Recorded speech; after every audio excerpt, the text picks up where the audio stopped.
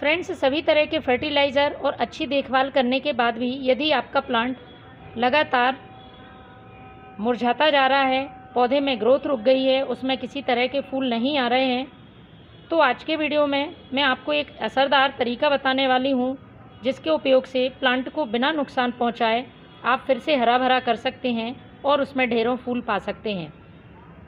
सिर्फ मरते मुरझाते प्लांट ही नहीं, सभी प्लांट्स के लिए ये बहुत असरकारी नुस्खा है और इसका उपयोग यदि आपके प्लांट में मिलीबग, इंसेक्ट, फंगस, चींटियाँ हैं तो उसके लिए बहुत ही फ़ायदेमंद है।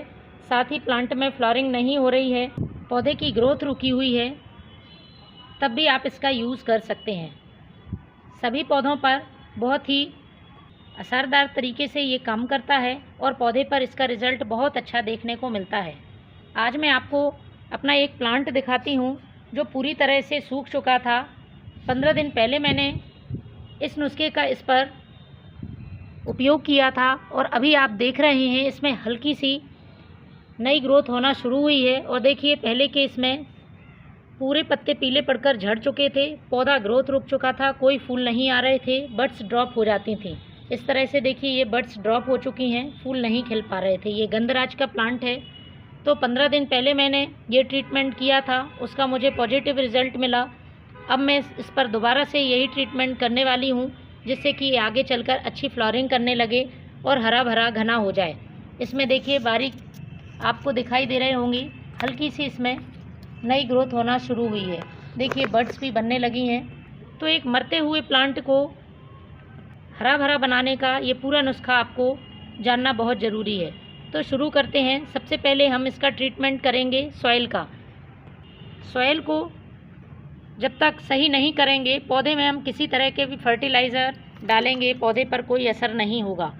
तो जो भी खरपतवार हैं, मिट्टी में कचरा है, उसको आपको हटा लेना है और प्लांट की अच्छी तरह से मिट्टी की हमें गुड़ाई कर देनी है। तो चारों तरफ से आपको मिट्टी को हल्का कर लेना है। मिट्टी को पहले हमें इंसेक्ट फ्री करना होगा, क्योंकि कभी कभी इंसेक्ट की वजह से भी प्लांट की जड़ें ख़राब हो जाती हैं, फंगस की वजह से, और पौधा ग्रोथ रोक देता है। सिर्फ ख़राब होते ही पौधे नहीं, आप हेल्दी पौधे पर भी इसका उपयोग करें।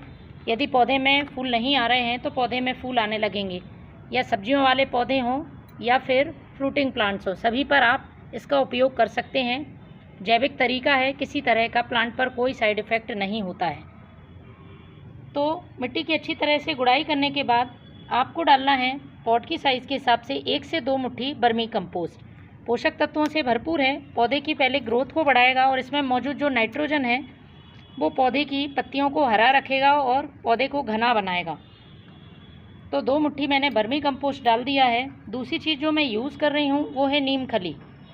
नीम खली मिट्टी को इंसेक्ट फ्री तो करेगी ही, इसके साथ में इसमें जो मौजूद पोषक तत्व हैं वो प्लांट की ग्रोथ में हेल्प करेंगे। तो 1 छोटा चम्मच नीम खली का ले लेना है और इसको डाल देना है। मिट्टी को कवर कर दें। इसके बाद अभी हमें पानी नहीं डालना है इसमें। इसका मैं एक स्प्रे तैयार करूँगी, जैसे कि प्लांट पर हम स्प्रे करेंगे। मिट्टी में फंगस हो, इंसेक्ट, चींटी हों, या फिर प्लांट में पत्तियों पर किसी तरह के इंसेक्ट, फंगस, चींटी होंगे तो वो सारे इस स्प्रे से ख़त्म होंगे। स्प्रे करने के पहले पत्तियां यदि ख़राब हैं, सूख गई हैं, जो बहुत ज़्यादा इन्फेक्टेड हैं, तो उनको आपको हटा लेना है।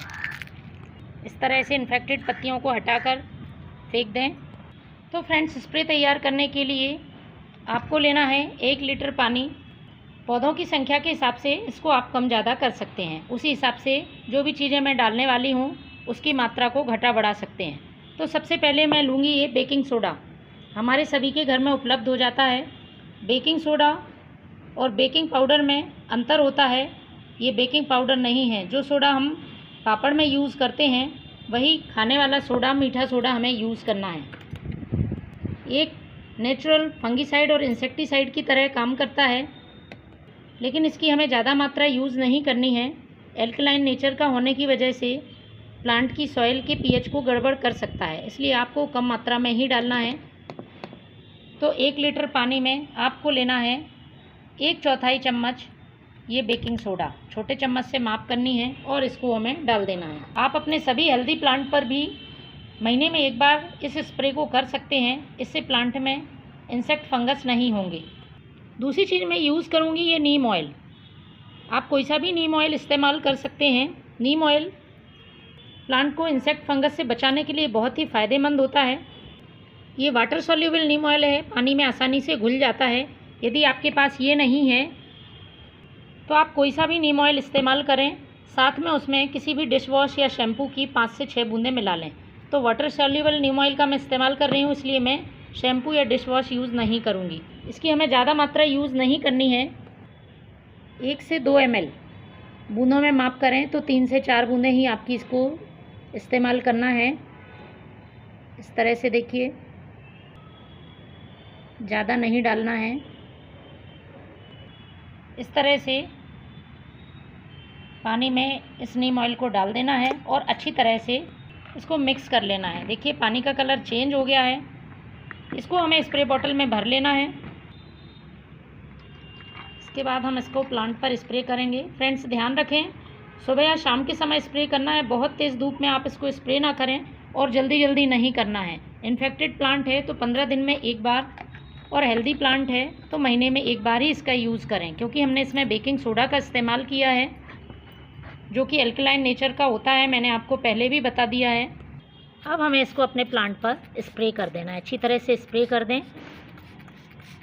तो फ्रेंड्स, इस ट्रीटमेंट को आप अपने प्लांट पर करें। आप देखेंगे प्लांट फिर से हरा भरा हो गया है और उसमें अच्छी फ्लावरिंग होने लगी है। तो आप भी ये जैविक तरीका अपने प्लांट को हरा भरा रखने का अपनाएं। Thank you.